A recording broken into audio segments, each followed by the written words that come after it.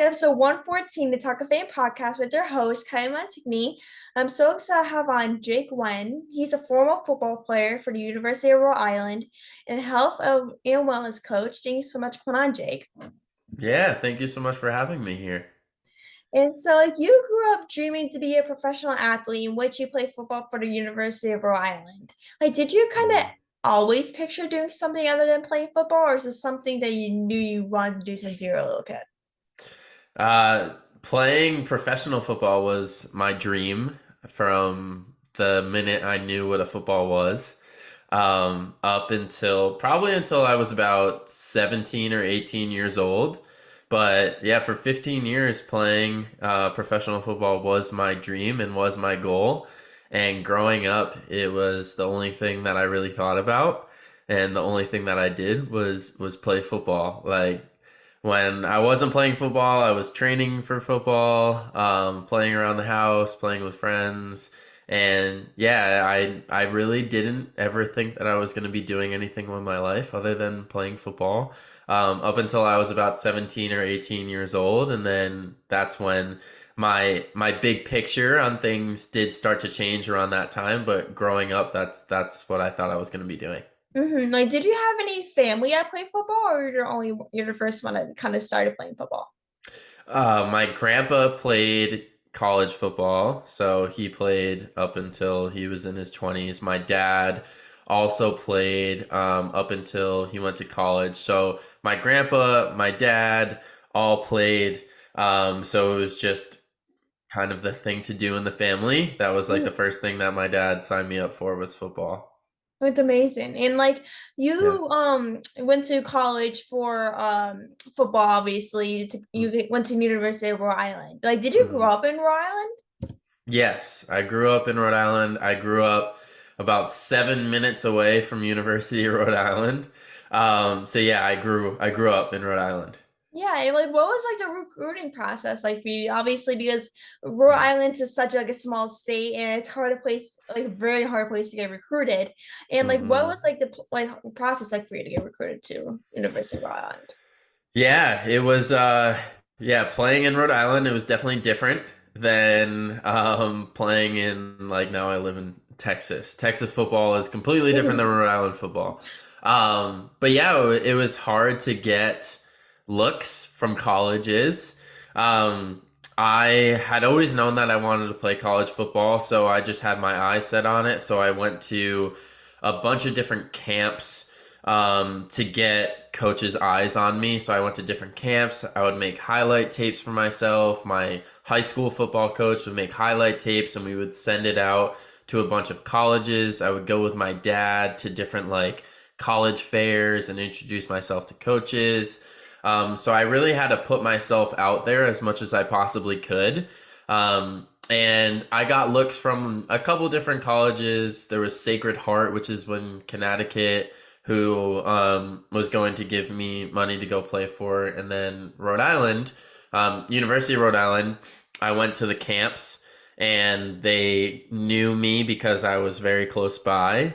And so I knew the coaches, I got familiar with the coaches and just developed a relationship there. And that's what allowed me to go there was just really putting myself out there. Mm-hmm. I think my email to the coaches was like in capital letters, "I want to play for you," and I just kind of wrote out like exactly what I would be able to offer, and showed like my highlights and everything, and yeah, really just had to sell myself. That's crazy. Did you always want to go to University of Rhode Island, or you wanted to go to bigger D1 schools like Mm. Penn State, UCLA, and those type of schools? Mm. I wanted to go to Florida. I wanted Mm. to be Tim Tebow was No. my favorite player growing up, and I had like a bunch of like Florida Gators stuff, and like above my room it said like Gator Way going into my room. I wanted to go play at the University of Florida. That was my dream growing up, and then playing in Rhode Island, I had to kind of be a little bit more realistic. Mhm. So. Um, URI was not the dream, but it became like, okay, I can go and play at a D1 school, and which was always my dream was to play D1, so that it allowed me to do that. And so you like when did you kind of start thinking about like that you needed to stop football? Because didn't you like stop playing football like mid college, right? Or at the end of college? I stopped playing at the end of my senior year. I would say that junior going into my senior year is when I really started to think like, okay, there's going to be a different path in my life than football. Um, because I dealt with a lot of injuries. I dealt with concussions. And the doctors kind of said like, hey, if you get another concussion, like you're going to be done. So it just kind of got to a point where I was just listening to myself and like I'm getting injured a lot. I'm having concussions. This just is not going to be the rest of my life.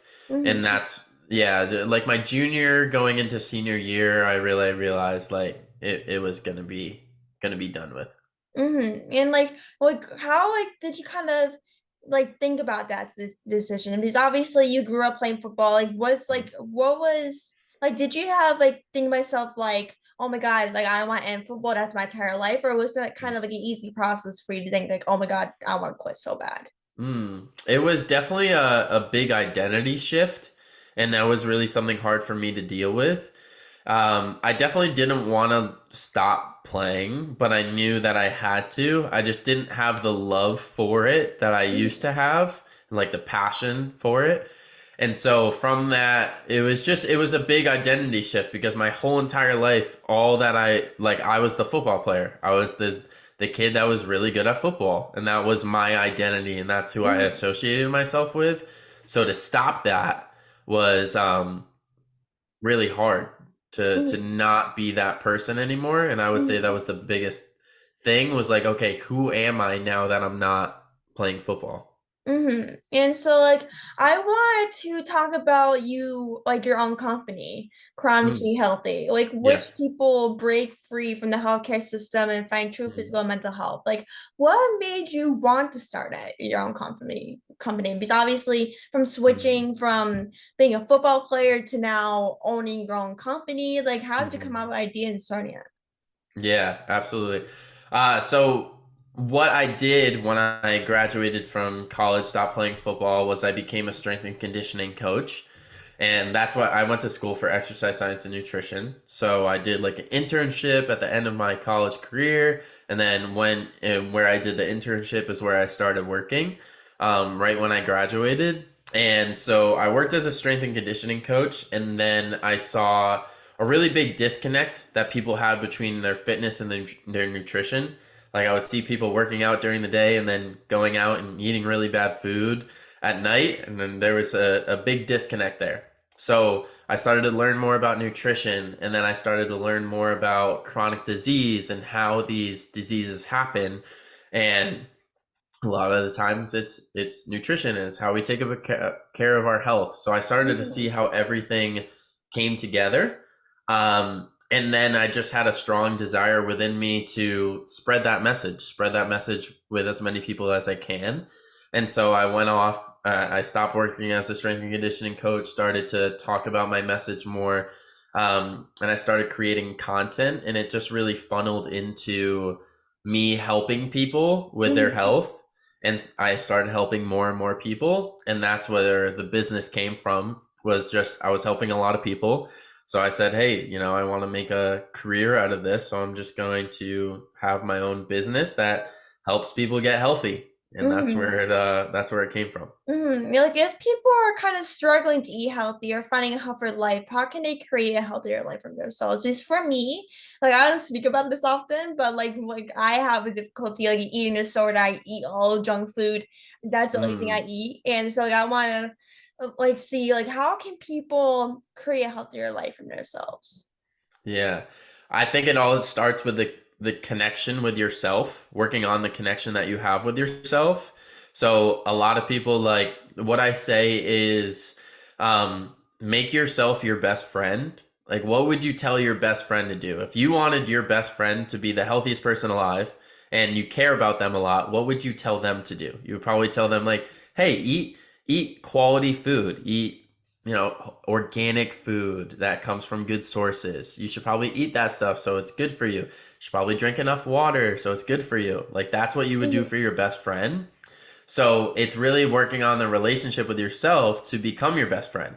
Mm-hmm. And if you would talk to yourself as you would to your best friend, what would you tell your best friend to do? And do that same thing for yourself.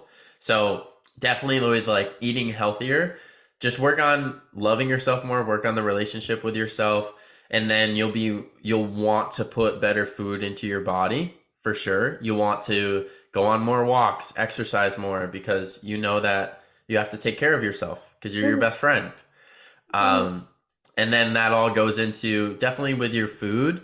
You want to be focusing on the best sources. So things that come from the earth. Mm-hmm. So high quality like animal foods for that come from good sources. Like if we're eating just regular store bought meat, it's not going to be the best thing. But if we can find a local farm to buy things from, and we can find like grass fed stuff, that's a good place to start. And then just organic, organic as much as you can. Mm-hmm. Is that like something that you struggle with? Like, you ever struggle with growing up? I struggled more. I had really bad food allergies that made it really hard for me to eat certain things. And it was a lot of like I dealt with some autoimmune conditions. Mm-hmm. So I got Lyme disease and that really screwed me up. And I dealt with a bunch of autoimmune things, was getting random hives. I had really bad food allergies. So I didn't necessarily struggle too much with like being overweight and eating a lot of bad food or anything. It was more just I had to overcome my autoimmune conditions and allergies. Mm-hmm. And through eating higher quality food and taking care of myself, that's how I was able to overcome it. Mm-hmm. Like that, like autoimmune disease is something like part of my life as well. My sister got Mm. diagnosed with autoimmune disease years back Mm. when she like didn't eat healthy. Like that was like a big Mm. problem why people get sick is that like if you don't eat right, if all you eat is junk food or bad food, you're gonna get sick. You might get Yeah. cancer, be yeah, like you just might not be healthy. And that's really Mm. what happens to you. You might get a disease, you might get really sick, but you may never know until that you eat bad until you get sick from it. Mm. Exactly. Yeah. Yeah. It's all the quality of the things that you put into your body will determine the quality of your life. And so, in terms of mental health, like if like I Mm. know you are very passionate about mental health, and like if people don't suffer from anxiety or depression, Mm. what does it usually look like? Just not having a life that you're truly aligned with. So it might look like a job that you really don't enjoy. It might look like a relationship that doesn't serve you, like a relationship that um, just makes you feel like sad and not like you're getting out of it what you know, like a loving relationship. Mm-hmm. So it can look like just having bad relationships in your life. It can look like having a career that you don't align with. It can look like um, just a lot of like stress. Lots of stress is something that tons and tons of people deal with is stress. Mm-hmm. So if you're not dealing with like anxiety or depression, it's going to be just I'm stressed out a lot. I don't have really good relationships. I don't have really good friends. I probably don't have a career that I really enjoy. It can even be like younger people like not going to the college that you like to, or not being in the right group of friends in high school. Like it can be any of those things, and that's where your mental health can suffer. Mm-hmm. So just like I talked about with the food, working on the relationship with yourself that will allow you to be in more have a more aligned life, and then your Mm-hmm. relationships get better, your community gets better, environment, all those things get better as you work on that relationship with you. Exactly. And that's something like I learned personally growing up. I like since I was a little kid, I suffered with anxiety and depression. Like, and Mm. it's seriously no joke until you actually been through it. And like for Mm. me, like I would usually cry myself to sleep every night. I would stress, like I would panic. I would suffer panic attacks, anxiety attacks so bad over some things about work, school, like anything. And some things I don't Mm. even know what I'm panicking about.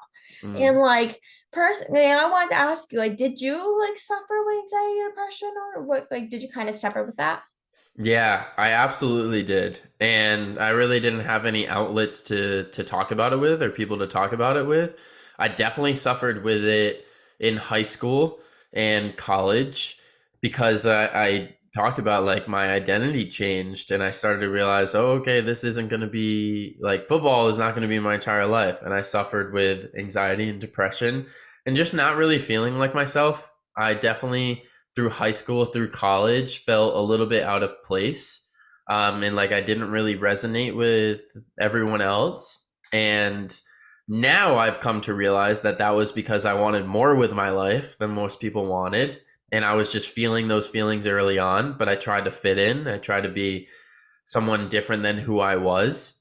And so it definitely caused me a lot of anxiety, a lot of depression. I dealt with all those things. And like everyone like did like suffers those things in every single way. Like Mm, I suffered that. Like I literally like did things to like to or more things to stress me out, more things to mm, fit myself in, not being myself. And that's really mm, not the best thing to do because like obviously you do want to fit in, but not being mm. yourself is not the most important thing. You should be really your true self, obviously, because if people don't like who you are and what you like or whatever, and you're just lying to fit in. That's like you just need to be your true self, obviously, because if they Mm, don't know who you actually are, then it's just gonna make things worse. Trust me.